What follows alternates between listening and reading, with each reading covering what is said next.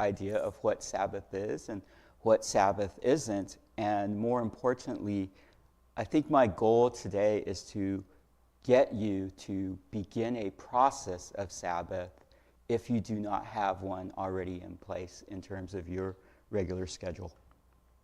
Sabbath actually goes all the way back to the beginning. Genesis chapter 2. We're at Genesis at creation when God rested on the seventh day after creating the world in 6 days. And let me read Genesis chapter 2 to you. And sorry, I have my Bible bookmarked on another passage, which I'm going to read a little bit later. Genesis chapter 2, verses 1 to 3. Thus the heavens and the earth and all the host of them were finished. So this is after the creation. And on the seventh day, God ended his work, which he had done. Busy, it would be God.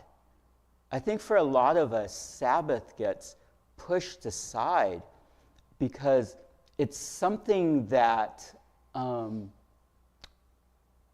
so few people do. And when I'm talking about Sabbath, I'm talking about more than just attending Sunday service. But truly, even as we sang this morning, in fact, I was really tempted in our scripture reading to read part of Psalm 23.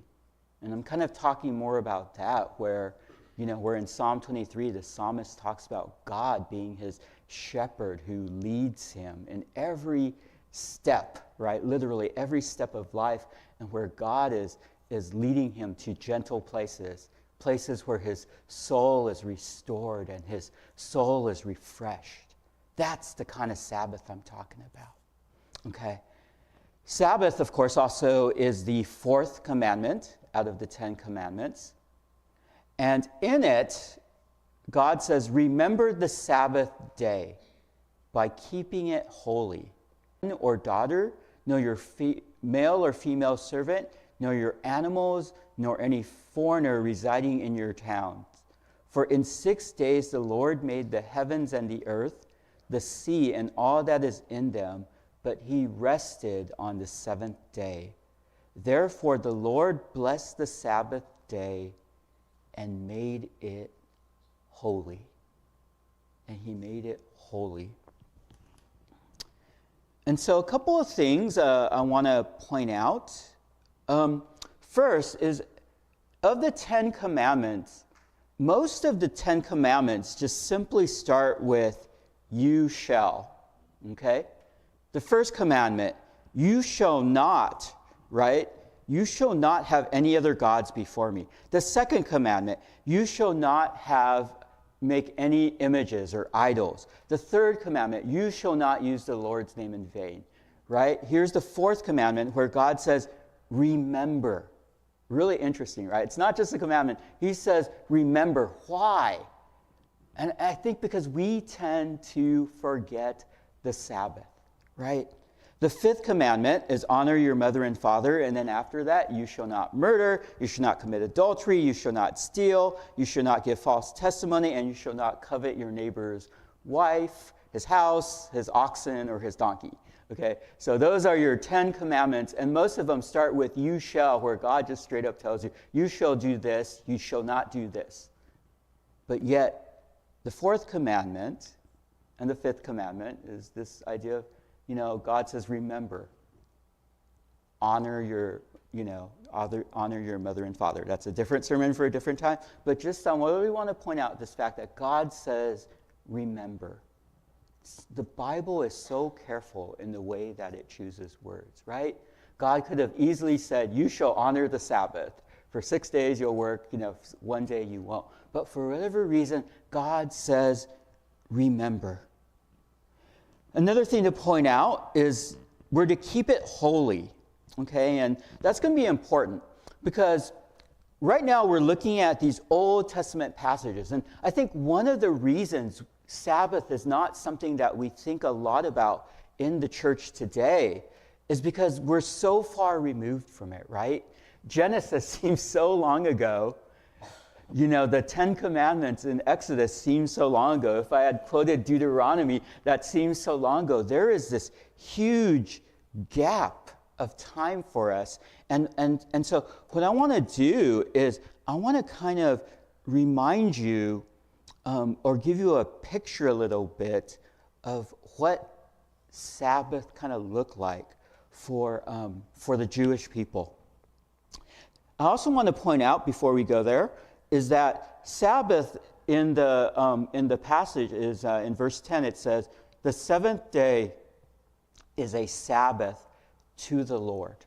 Okay, and we're going to talk about that phrase "to the Lord" a little bit later, because when we think about Sabbath, we just think about it as "quote unquote" something we have to do.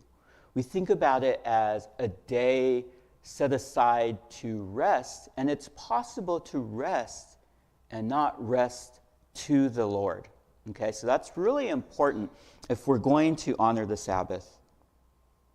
And then lastly, one thing that I noticed in Exodus 28-11 is that it's to be modeled.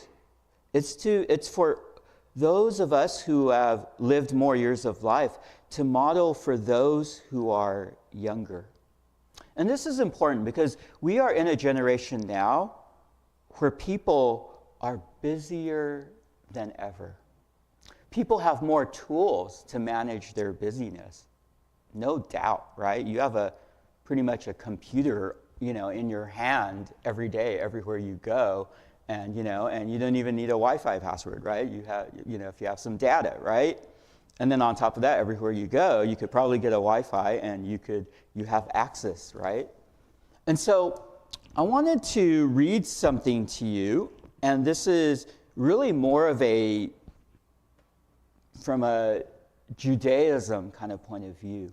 But I think I wanted us to get a flavor of what Sabbath looks like to its original hearers, okay? And, sorry, a little too much preview there. On any given Friday evening, as sundown approaches, observant Jewish families are winding down. One last email is sent, one last bill is paid, perhaps one last room in the house is cleaned. There is an atmosphere of joyous anticipation. Then the family gathers around the table, covered with a white tablecloth, a symbol of purity. The mother lights the Sabbath candles and prays an ancient Hebrew blessing. Family members greet one another, Shabbat Shalom, or have a Sabbath of peace, or Good Shabbos, which is have a good Sabbath. The family then enjoys a glass of wine and 2 loaves of challah, a traditional braided bread, 2 loaves representing the double portion of manna provided for the Sabbath, followed by a prayer, "Blessed are you, Lord, King of the universe, who brings forth bread from the earth." And there's a lot more stuff with it too. I believe that each of the challah breads has 6 braids, and so the 6 times 2 equals the 12 tribes of Israel. There's a whole bunch of other symbolism, but I gave you the really abbreviated version.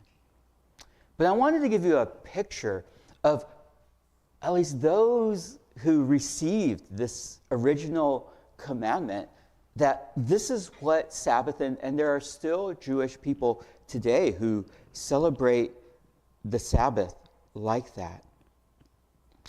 And so it is a reminder of God as their provider of all that they had labored for. It's a reminder.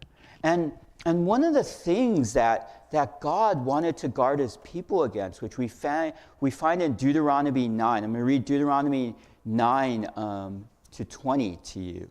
And it says this: "A land in which you will eat bread without scarcity, to which you will lack nothing. A land which stones are iron, and out of whose hills you can dig copper.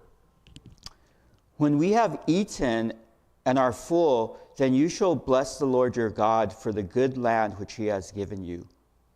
Beware that you do not forget the Lord your God by not keeping his commandments, his judgments, and the statutes which I command you today.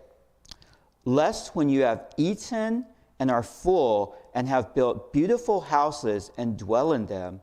And when your herds and your flocks multiply, and your silver and your gold are multiplied, and all that you have is multiplied, when your heart is lifted up, and you forget the Lord your God, who brought you out of the land of Egypt from the house of bondage, who led you through this great and terrible wilderness in which were fiery serpents and scorpions, and with thirsty land where there was no water, who brought water for you out of the rock of flint, who led you in the wilderness with manna when your fathers did not know, that he might humble you and that he might test you to do you good in the end. Then you say in your heart, my power and the might of my hand have gained me this wealth. And you shall remember the Lord your God, for it is he who gives you power to get wealth, that he may establish his covenant he swore to your fathers as of this day. Then it shall be, if you by any means forget the Lord your God and follow other gods and serve them and worship them, I testify against you this day that you shall surely perish. As the nations which the Lord destroys before you, so you shall perish, because you would not be obedient to the voice of the Lord your God. And so I think at the heart of the Sabbath, right, is this idea that one of the reasons maybe that we want to rest from work is to even remember why it is that we work, what it is that we're working for. And maybe I could put it another way. Who is it that we are working for? Who is it that we are working for? Yes, like in that verse as it talks about, there's nothing wrong with building houses. There's nothing wrong with saving money. There's nothing wrong with caring for our family and trying to secure future. But God gives us warning that in the process of doing that, it is very easy for us to forget who gave us the strength to do it. It's really easy for us, I'm going to put it this way, to be very successful at work without God. It is, right? We work with coworkers who have ascended the corporate ladder, and they don't think twice about God, and they use God's name in vain, and they probably break, 3 of the 10 commandments every day sometimes, right? And so it's really important as we begin this discussion on Sabbath that we get this Old Testament background. Because here's the thing. It's because we are so distant from it, it's really easy for us to kind of just be familiar, have it as a vocabulary word in our Christian vocabulary, but really miss God's heart behind this. Okay? God gives Sabbath as a command, but when we look at the other 10 commandments, God has his purpose. There's a part of us, our human nature, our sinful nature, that when we hear the word commandment, we just automatically want to fight. Like, who is whoever to tell me what to do?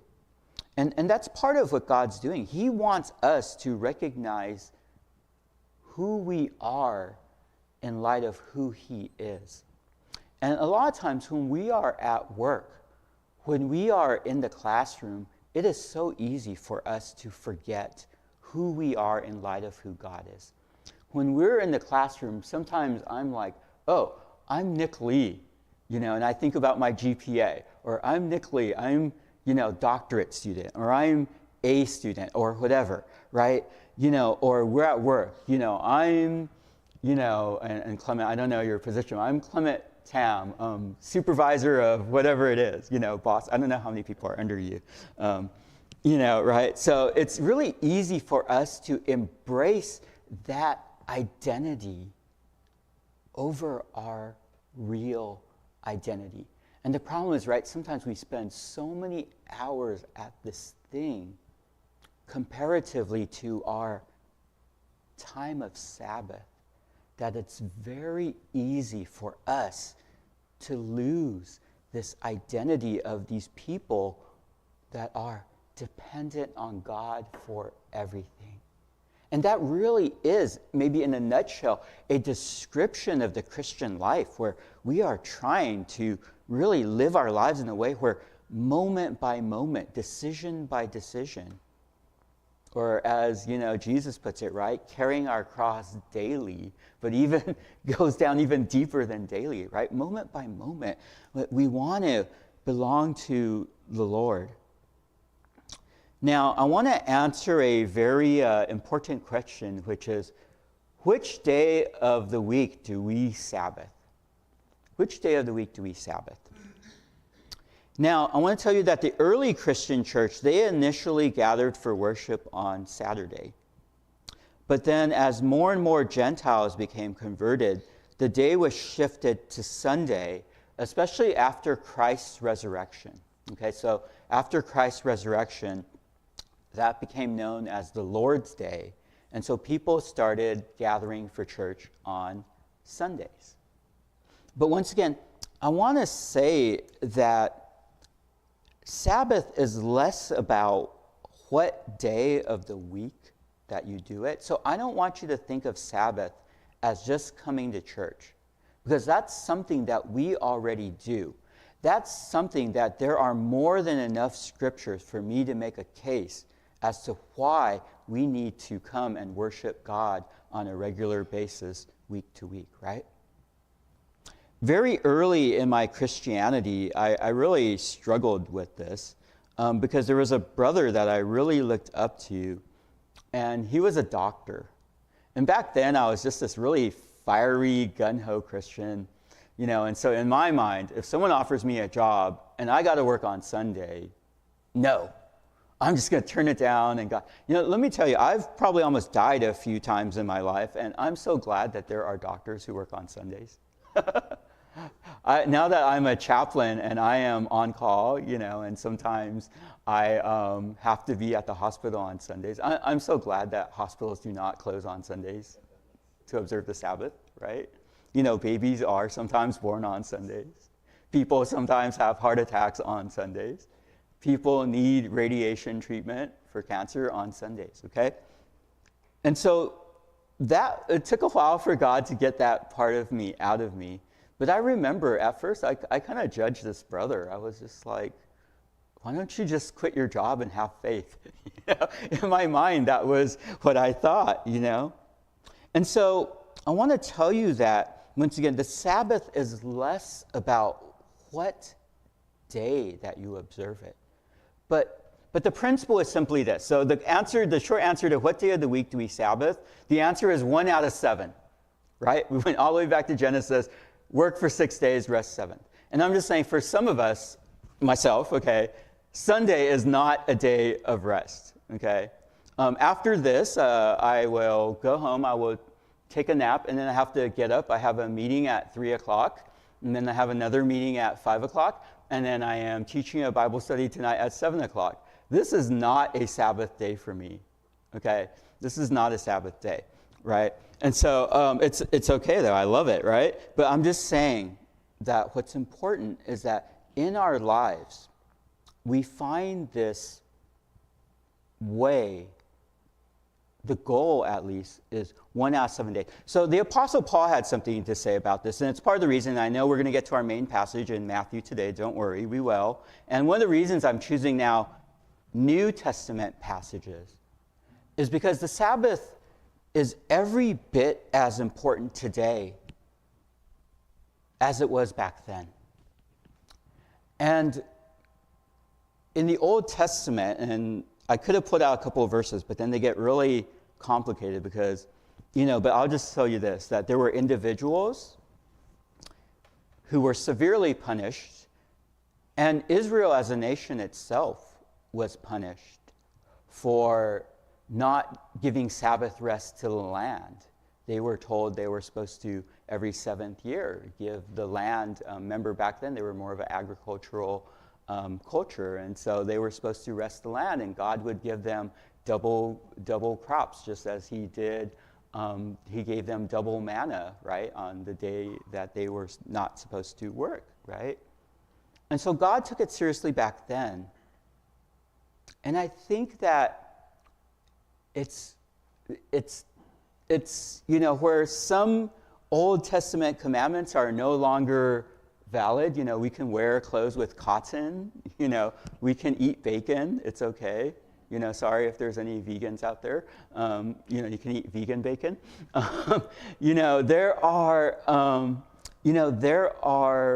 There is New Testament precedence for this, right? So here's 2 passages from the Apostle Paul.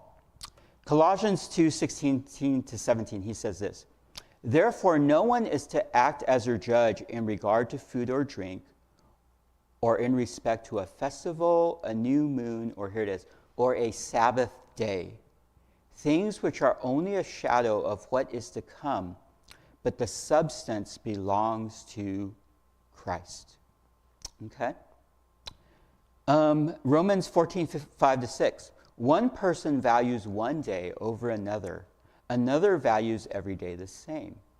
Each person must be fully convinced in his own mind. The one who observes the day observes it for the Lord.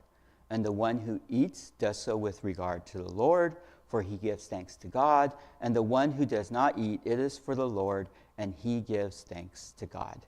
And the idea that I'm trying to get at in both of these passages is that Paul's saying the day is less important than the heart behind what it is that we are doing.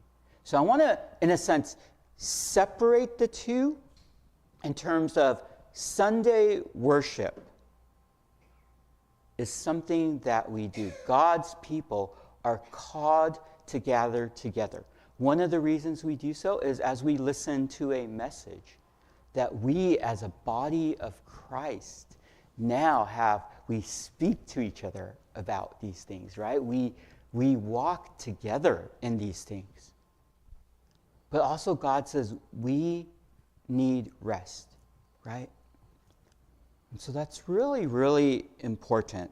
So now, as I said before, as God took it very seriously in the Old Testament, it's something that still applies in the New Testament. And it's something that still applies today. A friend of mine told me about something called the Shabbat elevator when he was visiting Jerusalem. And he said, if you're in Jerusalem, on the Sabbath, and you're in a hotel, he says, be careful that you get in the right elevator. So apparently there is this Shabbat elevator, and I don't know how they do it. It's probably electronically controlled, okay? And maybe it's even somebody non-Jewish who pushes the button. But this elevator stops at every floor, okay? Because it is work for them to push the button, okay? So he was telling me, don't get on the wrong elevator, okay? So just a travel tip if you ever find yourself in Jerusalem on the Sabbath day. But to say that it still applies today. That's the point I'm trying to get to. And I know that some of us have schedules that do not allow for Sunday. In fact, I remember talking to my doctor friend, and so what he did is he went to church on a Wednesday. And some people would be like, and that's what Paul is getting at, right? Like, hey, don't worry about what day, okay? And so I'm not saying, hey, don't come to church on Sunday and now go try to find another day of the week. But I'm saying in regard to your schedule, I know Clement, sometimes you travel. Sorry, you just happen to be in the front row. That's what you get for sitting there, right? Now next time I come, everyone's going to be in the back row, right? That there might be a time where, for whatever reason, you have to work on a Sunday. Go find a place to worship on a Wednesday, a Thursday, a midweek Bible study, right? And of course, we also, have this consideration of, patterns, right, versus exceptions of times, right? So now we get to this passage in Matthew, and I want to kind of get into that a little bit, right? So Matthew 12, verses 1 to 8. At that time, Jesus went through the grain fields on the Sabbath, and his disciples became hungry, and they began to pick the heads of grain and eat. Now, when the Pharisees saw this, they said to him, "Look, your disciples are doing what is not lawful to do on the Sabbath." But he said to them, "Have you not read what David did when he became hungry? He and his companions, how he entered the house of God. They ate the consecrated bread, which was not lawful for him to eat, nor for those who were with him, but for the priests alone. Or have you not read the law, that on the Sabbath the priests in the temple violate the Sabbath and yet are innocent? But I say to you that something greater is the temple is here. But if you had known what this means, I desire compassion rather than sacrifice, then you would not have condemned the innocent. For the Son of Man is Lord of the Sabbath." All right, so a couple of things. First of all, the Pharisees, they complain about Jesus and his disciples. And they're basically, the way it was back then was, when you walked, there were like sometimes little stone, paths. And so it wasn't uncommon for people to walk through grain fields. I know that sounds kind of weird. You're like, we're not in Iowa, we're not in Nebraska. If you've ever been out there, you know what I'm talking about, but that wasn't uncommon. And so it wasn't uncommon, and it was actually part of the tradition back then, where basically sometimes, while harvesting, there's stuff that's like left over. They'd like leave it. That was the Old Testament kind of thing. You would leave it for strangers or people just walking through, and if they were hungry, they could just pick off, little pieces of grain and they could eat it. And that's what Jesus and his disciples were doing. And so they weren't breaking the law. They weren't stealing, okay? That's not what, they were being accused of. And it's okay any day of the week, except these Pharisees were like, but it's the Sabbath day, and that's working. And essentially, by calling it work, what they were accusing them of was harvesting, right? Because remember, the command was 6 days you work, 7th day you don't work, right? So what were they doing those 6 days? Well, they were harvesting this grain, right, for food. And so these Pharisees, they're just like, they're just like coming down on them. And so Jesus gives them a response. And so he uses what's kind of like a greater to lesser argument. And so he brings up an event in 1 Samuel 21 where King David and his men, they're running from Saul, and Saul's trying to kill them, and they're hungry, okay? And so they take what's called the showbread. So the showbread was this. There was like 12 cakes made of fine flour. In fact, I don't remember if I put a picture of it. No, dang it, what happened to my picture? Okay, dang, I thought I had a picture that I downloaded of it. Okay, so the showbread, there's these 12 cakes made of fine flour, and they were placed on a table in the tabernacle.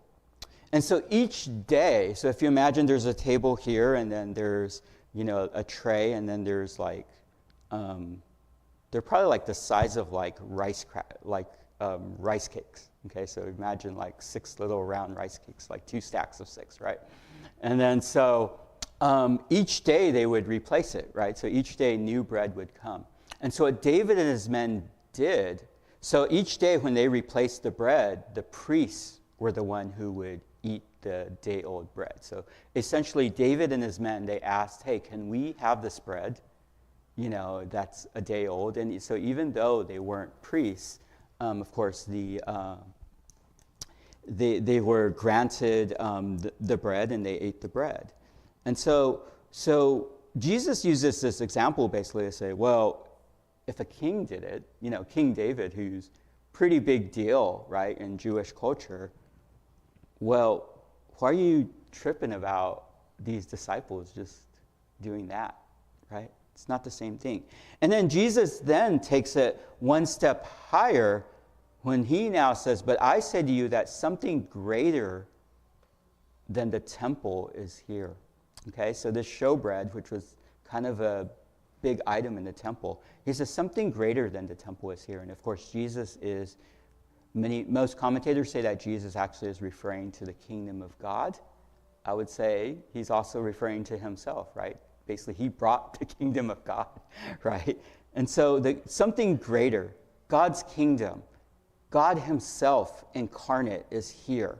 And then he says, if you had known what this means, I desire compassion rather than sacrifice, you would not have condemned the innocent. Okay, and that's a quote from Hosea 6:6.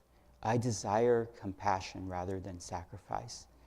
And he says then, the Son of Man is Lord of the Sabbath. And so, but the first point is there's no true rest in religious rituals.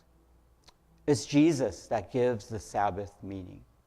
This is important because in our lives, we know we need rest. We're tired.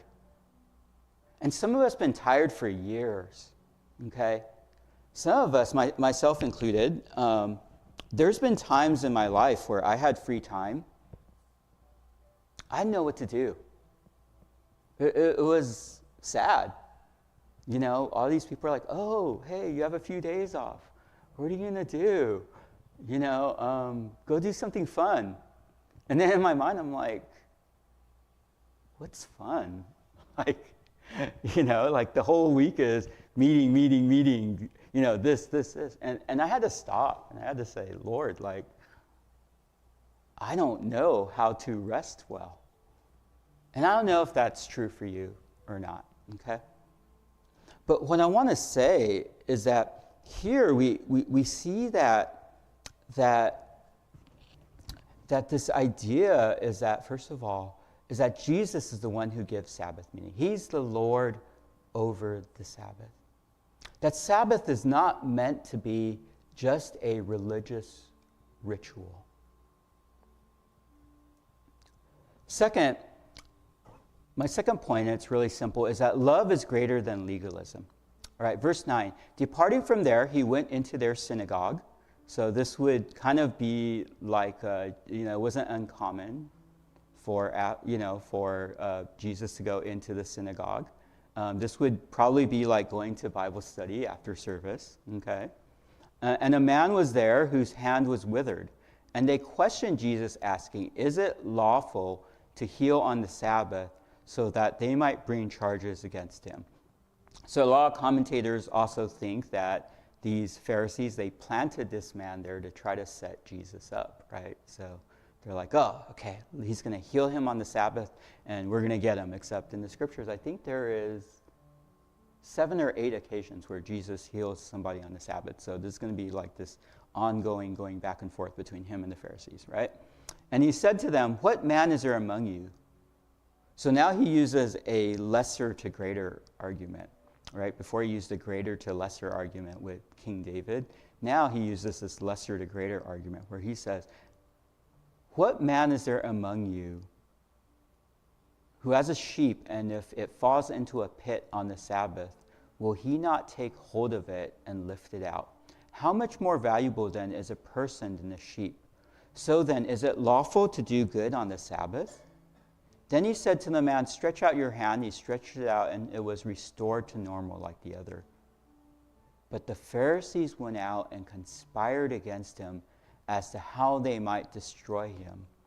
Or in the NIV, it actually says, the Pharisees went out and plotted how they might kill Jesus. So the idea is that love is greater than legalism. And I want to say this, like, as we try to Sabbath, there will be times that things come up. As we try to Sabbath, there will be times that your friend calls you, they're in trouble, I don't know, their car broke down on the side of the road, and you're like, oh man, I was Sabbathing. Love is greater than legalism, okay? Love is greater than legalism. I don't know if any of you guys use a planner, a Google Calendar, where every hour of your day is set. I used to do that in college, and then at some point I just had to throw it out because I found that God would just disturb my schedule so often that I'm just like, okay, I'm going to stop going off of this thing. I'm not advocating for a undisciplined life as much as I'm advocating that we need some margin time. And what I mean by margin time is when you look at a piece of paper, and I know that it might have been a long time because everything's done on computers and emails now, there's these things on the side. They're called margins, right? And you can kind of write little notes on the side and insert them. And we need margin time in our lives. We need spaces in our life where we have nothing planned. Because sometimes God does things during those times. I find actually quite often God does things during those times. There's times when I'm like, okay, I'm going to rest. So I'm just going to go to the mall and walk around, not buy anything, but just take steps, okay? Because I got to get my steps in, right? And I will get into a conversation with someone, and that'll be like a 3-hour conversation about Jesus, right? Wasn't part of my schedule. Might have been the most important thing I did all week, okay?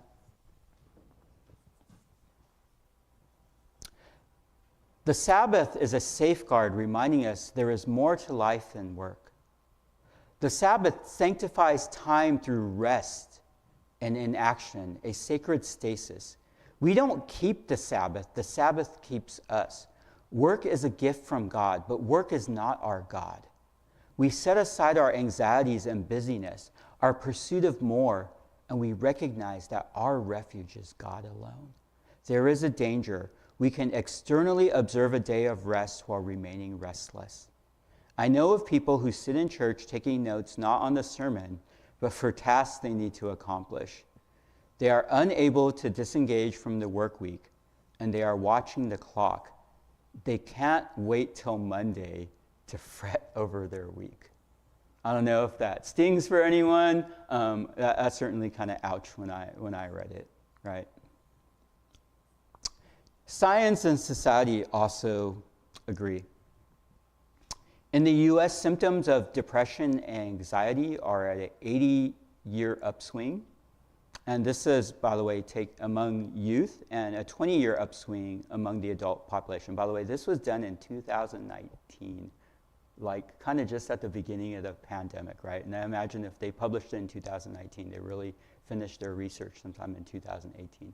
So I'm sure, just saying, you know, with how much we hear about mental health and depression, and even I think there's a term now called toxic stress syndrome, I think, for the, yeah, you know, that it's on the uprise. People are more stressed out than ever. Since 1985, men and women have reported lower levels of life satisfaction. In the 1980s, researchers asked survey participants how many people they had discussed important personal matters, and the most common answer was 3, okay? By 2006, the most common answer was 0. And I think this could be a time where someone could say, well, yes, this is the role of church in the community. And I think that plays a role in that. But I also think that the answer to this, and that probably we're in a day and age where people are more lonely than ever, is that we need time alone to be. And we need time alone to share with God. This is that Psalm 23, 2-3 that I'm talking about, where in Psalm 23, we're told that the Lord leads us to lie down in green pastures. He leads us beside still water. He refreshes and he restores our souls. We need that, guys. There's also a lot of studies found that time away from work boosts your immune system. And it decreases. That decreases is supposed to be, I believe, it was a really tricky statistic, but it was basically for every 1 extra hour that you sit, it moves up like 18% for your chances of some kind of critical cardiac condition. I actually couldn't get a better grasp of that statistic, but the idea basically is that the more that you sit, and that's kind of in the next stat, study found that people who sit for greater than 8 hours a day have elevated risk for death in major cardiovascular events than those who sit for less than 4 hours a day, right? And so just to say, hey, that's more of an exercise. So let me give you 2 big challenges to establish the Sabbath, and I know we're touching on time. So here's 2 things. Number 1, here's a picture of a student driver. I don't know why it was so hard to find a picture of a student driver on the internet, but apparently it is. At least maybe my Google search engine. I don't know. I use Bing actually this time. But here's a student driver. Is this. For many of us, we've been Christians for years, and it's just hard for us to say, I haven't established a Sabbath.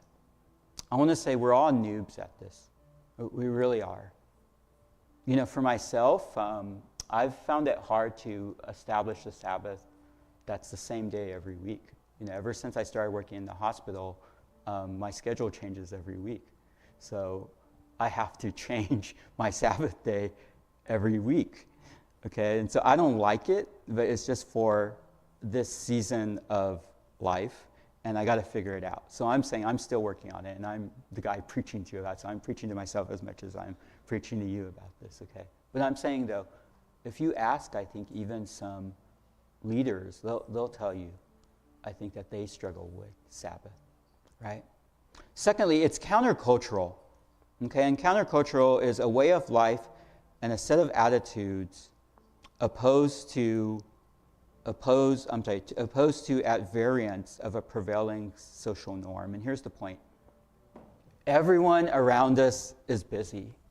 Everyone around us is busy. If you ever want to know how to upset me, send me a thumbs up. That just triggers me, right? Like it's almost the equivalent of another finger for me, right? It's just wow, you had no time. You're so busy that you can't even write a few words, write a sentence, right? So that's my thing. But we live in a society where everyone is so busy that they don't even have time to give a little bit of themselves to someone, right? So it's countercultural. You're not going to find people around you who are good at rest. That's kind of what I'm saying. And it's so easy for us to find all these justifications for it. But I take you back to the beginning of the sermon and the Old Testament and to say, we want to guard against a heart that becomes self-righteous, where we accomplish a lot in life, but we said, it's my strength that did that. It's my goodness. It's my ability. And we forget that we were created and meant to be people that are dependent on God for everything. We are meant to be people that give every area of our lives to God. And so these are challenges for establishing the Sabbath. But here's the deal. And yes, I went there with my dad joke. Yes, the goal is 1 day out of 7, but it can get messy. Yeah, see what I did there? Yeah, it can get messy, okay? But that's the goal. And the thing is, for many of you, as soon as you heard 1 out of 7, you were like, oh, shut off. My schedule's so crazy. There's no way I can give God 1 out of 7 days. And so I want to give you some practical considerations. Number 1, Just get started. The goal is 1 day out of 7. And I'm just saying, if I just told you that and then walked out and you're like, it's impossible, you're not going to get anywhere. But I'm saying, then start. Find a way to get a couple hours of Sabbath. It's still better than 0, right? 3 hours is still better than 0. So maybe you're like, oh, I don't have room in my life for Sabbath. But maybe you're like, okay, you know what? Every Wednesday night from 7 p.m. to 10 p.m., I'm going to use this time and just set it aside as a time of Sabbath. And my hope is, once again, not to be a legalist, because that's what the whole point of the Matthew passage was, right? Is to say that as we Sabbath, as we obey God's command, and as we see God's command is good, that God means well when he commands us to do this, so that this is not meant to add a burden to you, it's actually meant to free you, right? Is that then we'll find a way to Sabbath more. And once again, there's this freedom, right? So maybe you can't do 1 day, so maybe you try to do it twice a week in shorter increments, right? I don't know your schedule. But what I'm saying is that the goal is 1 out of 7 days. At least that's what the scriptures tell us. And I'm saying, let's find a way to get that into our lives versus just saying, it's too hard, I'm too comfortable, I'm too used to how I've been living life the way I've been living it. A couple of questions also for us to consider. When I work, am I working for God? And when I rest, am I resting for God? One way to kind of gauge that is, does my resting refresh me for work? That is one of the reasons we rest. We rest so that we can work out of rest. But some of us rest, and we just see it as a break from work. But some of us, even in our resting, as it said earlier, we're restless. Some of us, in our resting, what we do is we do all the things that we didn't get to do. Can I tell you that there are 24 hours in a day, and that there is enough time in a day to do all the things that God wants you to do in that day? And I get it. I'm like a lot of you guys. I'm type A a lot of times. I have goals. I don't always hit them. It's maybe a secret blessing of growing older. I don't have this willpower anymore in terms of physically. See, I used to have mental willpower and physical willpower, and the two work together beautifully, because if I said, okay, I'm going to stay up all night and I could do it for 3 or 4 days in a row, I got so many things accomplished. And I'm like, oh, okay, I'm going to accomplish 2 weeks worth of things and I can have a day off next week. That doesn't happen when you get older. Your body just says, it's time to go to sleep, and then it puts you to sleep, right? How does my resting include devotion to God? Remember, the idea of the Sabbath was to keep it holy, that we're resting to the Lord. And then lastly, I think something we want to understand is that one person's resting is another person's work. So Sabbath may not look the same for everyone. So say you are someone who enjoys and you have the capacity to play musical instruments. So maybe part of your Sabbath is that you're just going to sing worship songs to the Lord for 30 minutes, right? 30 minutes. For me, that would be really, really stressful because I don't play an instrument. So that would be work for me. You get what I'm saying? So Sabbath doesn't have to look the same for everyone. And I even want to add this to you. I used to do this quarterly where I would go on a 1 day, little half day retreat. A lot of times I would go to Fullerton, I would get on the train station, I would go down to San Clemente, and I would get off there, and I would just find I would find a place to sit, and I would just bring my Bible. I used to. Now, beaches seemed to be more crowded, but there were times I could go to the beach during the weekday and sit up on a lifeguard tower and just sit up there and read my Bible. And I'm not saying that your Sabbath has to look like that, right? I'm just saying, let's bring this into our lives. Let's take this command to observe the Sabbath because it adds to our lives, right? And so Sabbath may not look the same for everyone. But what's important is just that we do it. Okay, and so that's all I got for you guys today. Thank you. I'm going to ask the worship team to come back up.